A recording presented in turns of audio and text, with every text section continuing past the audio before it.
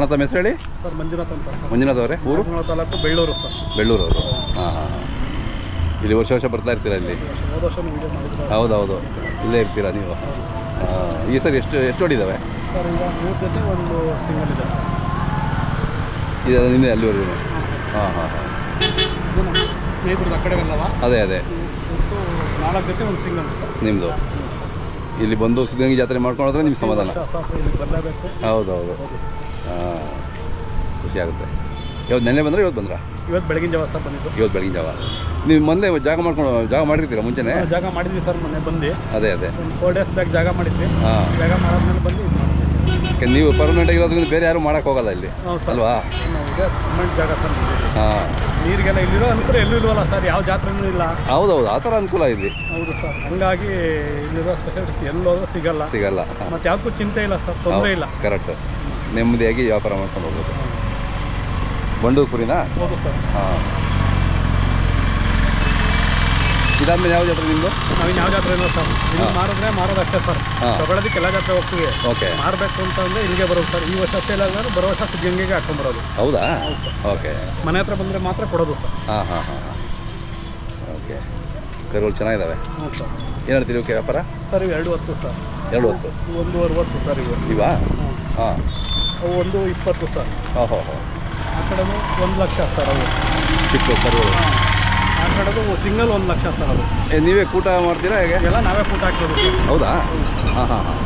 ಈಗ ಬೇರೆ ಕೂಟ ಹಾಕಿದ್ರೆ ನಮ್ಗೆ ಅಡ್ಜಸ್ಟ್ ಆಗಲ್ಲ, ಬೇರೆ ಆಗ್ತಾ ಇರ್ತವೆ. ಈಗ ನಾವೇ ಏನು ಮಾಡ್ತೀವಿ ಅಂದ್ರೆ ಈಗ ನೋಡಿ ಆ ಥರ ಒಂದು 9 ತಿಂಗಳು ಕರು.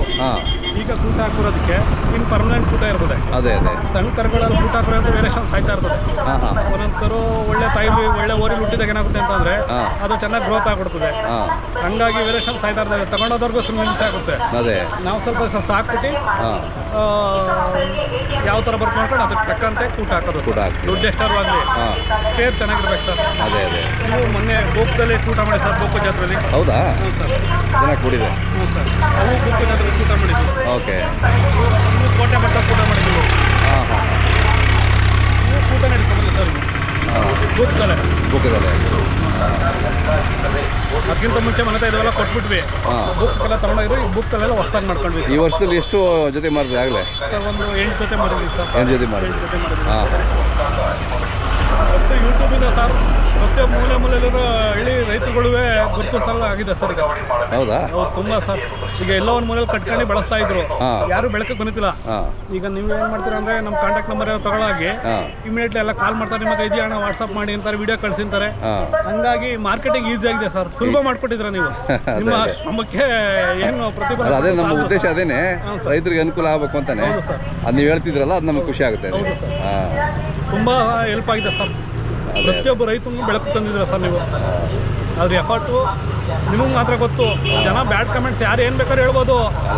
ಬಟ್ ಏನಂತ ಅಂದರೆ ಅವ್ರ ಕೆಲಸದಾರೆ ಏನು ಬೇಕಾದ್ರೆ ಹೇಳ್ತಾರೆ, ಅದನ್ನು ನಿಭಾಯಿಸ್ತಿರೋ ಸರ್ ನಿಮಗೆ ಮಾತ್ರ ಗೊತ್ತದೇನು ಅಂತ.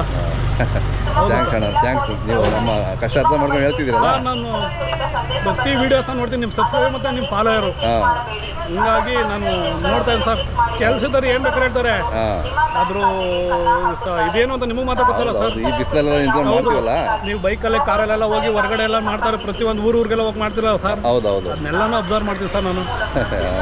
ಎಷ್ಟು ಬಿಸಿಲಿನಲ್ಲೂ ನೀವು ಹೋಗಿ ಮಾಡ್ತಿರಲ್ಲ, ಒಂದು ಜೊತೆ ಇದು ದನ ಮಾಡ್ತಿರಲ್ಲ. ಹಂಗಾಗಿ ಸರ್ ಪ್ರತಿಯೊಬ್ಬರು ರೈತರು ಗುರುತಿಸ್ತಾರೆ ಸರ್. ಕರೆಕ್ಟ್. ಈಗೆಲ್ಲ ಸಾಕೊಂಡು ಈಗ ಶಾಮ್ಯಾನದಲ್ಲೂ ಜಾತ್ರೆಗಳು ಬಂದು ಮಾಡ್ತಾರೆ, ಹಳ್ಳಿಗಳೆಲ್ಲ ಒಳ್ಳೊಳ್ಳೆ ದನಗಳು ಸಾಕಿರ್ತಾರೆ. ಈಗ ನಿಮ್ಮಂತರಿಂದ ಏನಾಗುತ್ತೆ ಅಂತ ಅಂದ್ರೆ ಪ್ರತಿಯೊಬ್ಬರು ಬೆಳಕು ಬರ್ತಾರೆ ಸರ್.